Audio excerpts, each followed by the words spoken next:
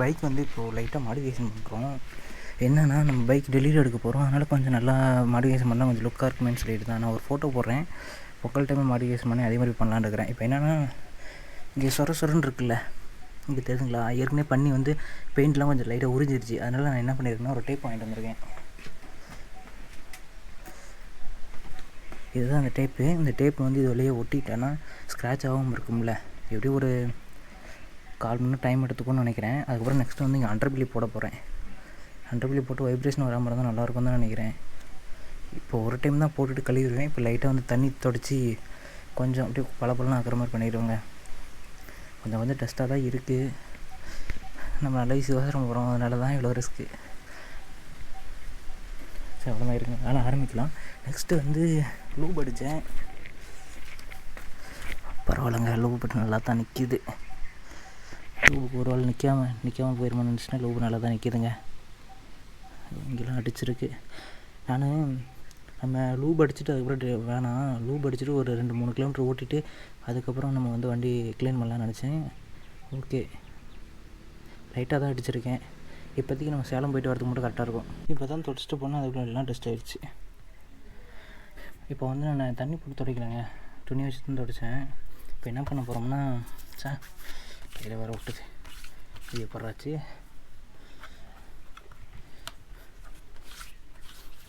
இப்போது என்ன பண்ணணும்னா டேப்பு தான் ஒட்ட போகிறோம். எப்படி ஆயிருக்கு பாருங்களேன், அரைக்கி டேப் போட்ட போகிறோம். இருங்க, டேப் போட்டுட்டு அப்படியே கண்டினியூ பண்ணுறேன்.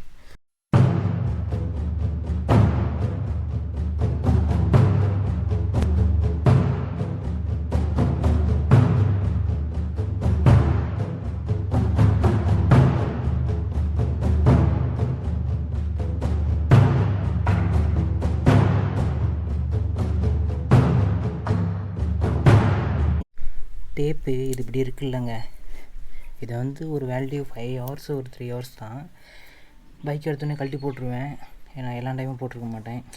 நல்ல ஒரு இதில் தான், அதாவது நல்ல ஒரு விஷயத்துக்கோசரம் தான் இப்படி இலக்கற வெட்டுன்னு சொல்லிட்டு இப்படி கஷ்டப்பட்டுருக்கேன். இப்போ என்னென்னா இந்த ஒரு மாதிரி நல்லா இல்லாத மாதிரி இருக்குல்ல, இது வந்து நமக்கு தெரியாது. நம்ம ப்ரோ டிஸ்க்கு போட்டோன்னே இது வந்து அப்படியே மறைஞ்சிரும். இப்போ நம்ம குறிப்பாக பார்க்கணும்னா இங்கே தான் பார்க்கணும். இந்த சைடு நல்லா அசிங்கமாக இல்லாமல் நல்லா இருக்கிற மாதிரி பார்த்துக்கணும். இந்த சைடு இதுக்கு மேலே தெரிஞ்ச ஒன்றும் பிரச்சனை இல்லை. இப்போது போட்டாச்சு ப்ரோ டிஸ்கை. நெக்ஸ்ட்டு நட்டு போட்டு டைட் பண்ணால் முடிஞ்சது, லுக்கு கிடச்சிரும். இப்போ நட்டு எப்படி போடுறதுன்னு தெரியல, இப்படி போடுறதா இல்லை இப்படி போடுறதான்னு தெரியல. இப்படி போட்டுக்கலான்னு தான் நினைக்கிறேன். இல்லைங்க, எல்லாத்தையும் முடிச்சுட்டு அப்புறம் விட்றேன்.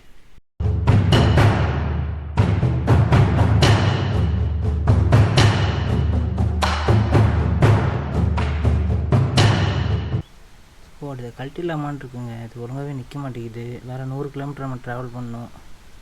வேணால் நம்ம ரீல்ஸ் எடுக்கிறதுக்கு ஃபோட்டோ எடுக்கிறதுக்கு வேணால் இது மாதிரி வச்சுக்கலாம். நிற்கவே மாட்டேங்குது. இது வந்து ப்ரோ டிஸ்க்கு செட் ஆகாத மாதிரி இருக்குது. இங்கே நின்னா அங்கே நிற்க மாட்டேங்குது, அங்கே நின்னா அங்கே நிற்க மாட்டேங்குது. தெரியுதுங்களா எவ்வளோ கேப் இருக்குது? 100 கிலோமீட்டர் போகணும் வேறு. அதான் கொஞ்சம் ஆட்டமாக இருக்கும். அண்டர்பில்லி கூட பிரச்சனை இல்லை, இது என்ன பண்ணுறதுன்னு தெரியல. சரி, கழட்டிடுவோம். இப்போது அண்டர்பில்லி தான் செட் பண்ண போகிறோம். என்ன நோ பேட்டரின்னு வருது, என்னாச்சுன்னு தெரியலையே. இப்போ அண்டர்பில்லி தான் செட் பண்ண போகிறோங்க. ப்ரோ டெஸ்ட் ஒன்றும் வேலைக்கு ஆகலை. அண்டர்பில்லியாச்சும் பார்ப்போம். அண்டர்பில்லி செட் பண்ணால் வைப்ரேஷன் வரும். இன்ஜின் வைப்ரேஷன் சேர்க்கிங்களா, ஆனால் லுக்கும் நல்லாயிருக்கும். சரி, ப்ரோ டெஸ்ட் இன்னும் சூப்பராக வந்திருக்கும். எப்படி ஆயிருக்கு பாருங்க. அது வந்து ஒரு இப்போ கம்மு மாதிரி இருந்துச்சு, அதாவது அந்த டேப் போட்டனால அதுலேருந்து ஒரு கம்மு வந்துன்னே இருந்துச்சு. அந்த கம்மு வந்து தண்ணி தொட்டு அடைச்சின்னு போயிடுச்சுங்க. அது இருங்க, இது மட்டும் அசம்பிள் பண்ணிவிட்டு கண்டினியூ பண்ணுறேன். ஸ்க்ராட்ச் ஆகுதான்னு தெரியல, மேலே வர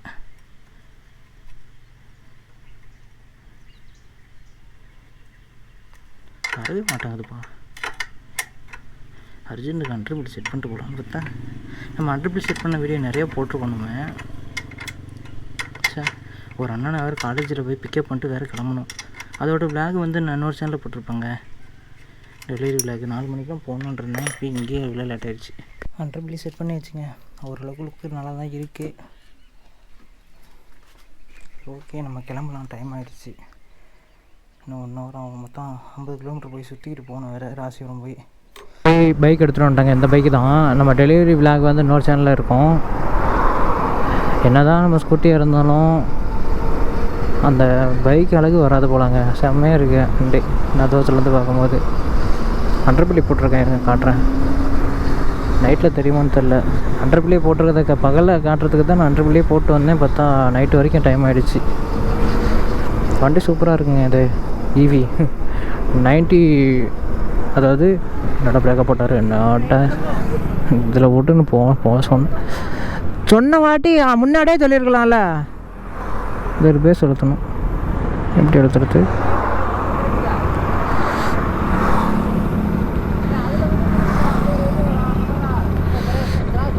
செம்மையாக இருக்குங்க ஈவி வண்டி. 72 நியூட்டன் மீட்டருங்க. அது வந்து 25 நியூட்டன் மீட்டர் தான் நம்ம டியூக்கு. நம்ம 72 நியூட்டன் மீட்டர் பைக்லாம் வாங்குற மாதிரி இருந்தால் என்ன இங்கே வர்றாரு? ராசிபுரம் போய் போகிறாரோ? நான் ஒரு குறுக்குள்ளில் போகிறேன் தான் சொன்னார். நம்ம 72 நியூட்டன் மீட்டர் பைக்கை ஓட்டினோம்னா ஒரு 5 லட்ச ரூபா 6 லட்ச ரூபா செலவு பண்ணுற மாதிரி இருக்கும். ஏன்னா அப்பயும் கூட கிடைக்காது. அப்படிலாம் 457 வந்து 45 46 அந்த 45 50 தான் இருக்கும். 58 தான் இருக்கும் நியூட்டன் மீட்ரு. இண்டிகேட்டர் போட்டாராம். இதில் போட்டார். ஸோ எதுக்கு சம்மந்தமே இண்டிகேட்டர் போகிறோம். ரைட்ரா, செம்மையாக இருக்குது. இதில் வந்து சோனி எக்ஸ்ன்னு ஒன்று இருக்குது. அப்போ அதெல்லாம் செம்ம பிக்கு போடுதுங்க. ஓட்டுக்கு முடியல, கண்ட்ரோல் கொஞ்சம் கஷ்டமாக தான் இருக்குது. ஆனால் இதில் என்னென்னா நம்ம போயிட்டே இருக்கும்போது மோடு மாற்ற முடியுது. அதை பைக்கில் எப்படி கியர் ஷிஃப்ட் பண்ணுறோமோ அதுமாதிரி இதில் ஷிஃப்ட் பண்ண முடியுது. நான் இன்னொரு வழி சொன்னேன், அந்த வழியிலே போயிருக்கலாம். இவர் இந்த வழியில் வந்துட்டார். இந்த ரோடே வேணான்னு சொன்னேன். இன்னொரு ரோடு, தெரிஞ்ச ரோடு இருக்குது, அந்த ரோட்டில் போயிருக்கலாம். டிராஃபிக்கே இருந்திருக்காது. தொல்லையாக இருக்குது அந்த ரோடு. டென்ஷனாக ஆகுது நமக்கு. எல்லாம் கிராமத்து ரோடு மாதிரி வந்து டிராஃபிக் ஆகினே இருக்குது. லாரி வருது ஒரு பக்கம், கார் வருது.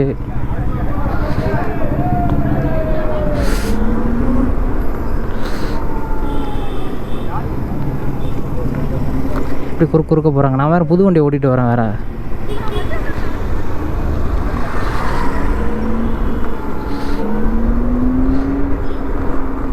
அது ஸ்கூட்டினாவே ஒரு மித்து இருக்குது. அதாவது இப்படி லைட்டாக முறுக்குனாவே வேகமாக போயிடும்.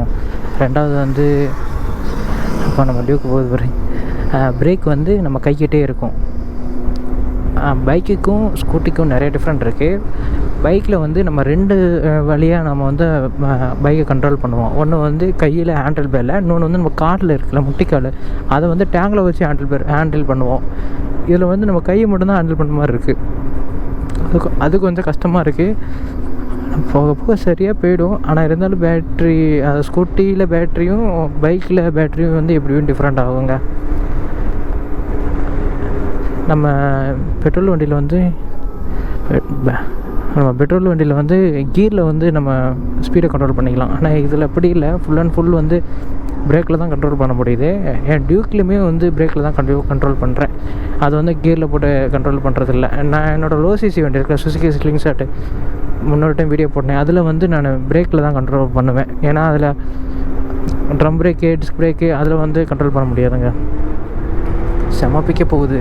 ஆனால் சோனிக்கு இருக்குது போரு, வேறு லெவலுங்க. இழுத்துக்கிட்டு போகுது பின்னாடி ஆளை.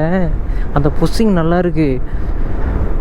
போயிட்டு இருக்கும் போதே மோடை மாற்றி நம்ம வந்து ரைடு பண்ணும் போது இழுத்துட்டு போகுதுன்னா, அப்போ இனிஷியில் 0லேருந்து ஸ்டார்ட் பண்ணும்போது எப்படி இழுத்துட்டு போவோம். ஆனால் கண்ட்ரோல் வரணுங்க நம்ம கையில். ஆனால் இது கண்டிப்பாக ஆக்சிடெண்ட் ஆகுங்க ஸ்கூட்டி கண்ட்ரோல் இல்லாமல் போய் விட்டுருவாங்களா, அது வந்து கரெக்டாக இருக்கும். நானும் எவ்வளவோ டச் பண்ணேன். பேட்ரி வண்டியில் பைக்கில் கிடைக்கவே இல்லை. இப்போ இதுவே வந்து 300 ரேஞ்சு. இதுவே ஏரில் வந்து 133 தான் வருது. இப்போ சோனிக் போடுறேன் இருங்க. எங்கள் அழகானம் போயிட்டு இருக்கும்போது இப்போ சோனிக் ஆகிப்போச்சு. சும்மா பிக்கப்புப்பா. சோனிக்கில் வந்து 120. சோனிக் எக்ஸ் இருக்குது. நான் இன்னும் போடவே இல்லை. இருங்க, ஸ்ட்ரைட் ரூட் வரட்டும். வெளிச்செல்லாம் நல்லா இருக்குங்க.